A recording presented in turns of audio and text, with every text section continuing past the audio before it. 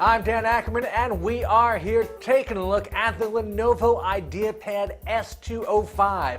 Now, when you think of Lenovo, you probably think of those iconic ThinkPad laptops. That's the business line. They actually also have a consumer line of products called IdeaPad, and we actually like them a lot. They do some really inventive, clever stuff. This S205 is probably not one of the IdeaPad tentpoles, but it's still a perfectly a workman-like ultra portable. It's got AMD's E350 CPU, which we've seen in a bunch of other systems like HP's DM1Z, which we like a lot.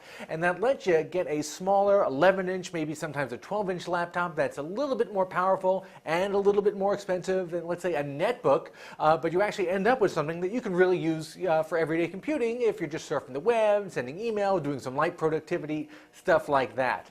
In this Lenovo version, it's not the least expensive combination of these components that you can get, but you do get that Lenovo attention to detail. The construction is really solid. The design is pretty decent.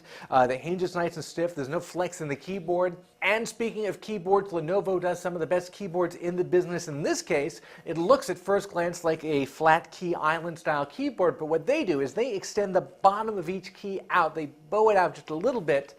That actually helps you not miss the edge of the keys if you're doing fast typing, and on a small keyboard like this, it's easy to sort of overshoot and miss the key you're going for. I think the only things that aren't perfect about this keyboard are the tab key is a little short, and they stick the function key over here in the corner, so if you're used to hitting like control something to do a keyboard shortcut, you may hit the function key instead.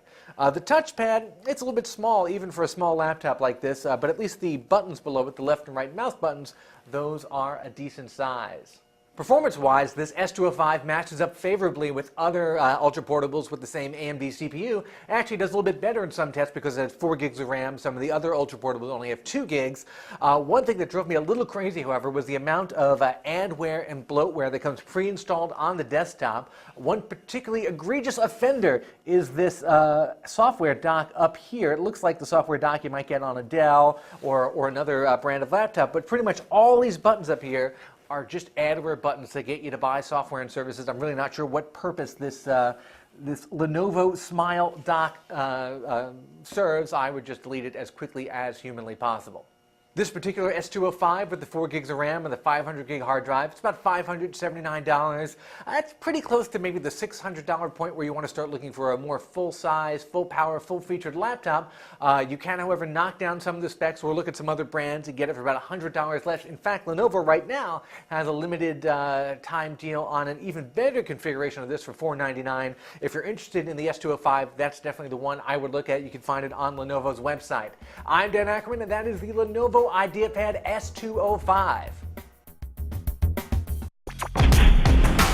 Hey guys, Brian Tong here, and if you're looking to see the top dogs in tech face off, then you need to watch CNET's Prize Fight. We'll throw touchscreen phones in the ring, reignite the console wars, battle web browsers, and more. So you can find it all at cnet.com/prizefight, and I'll see you there. Whoop-ah!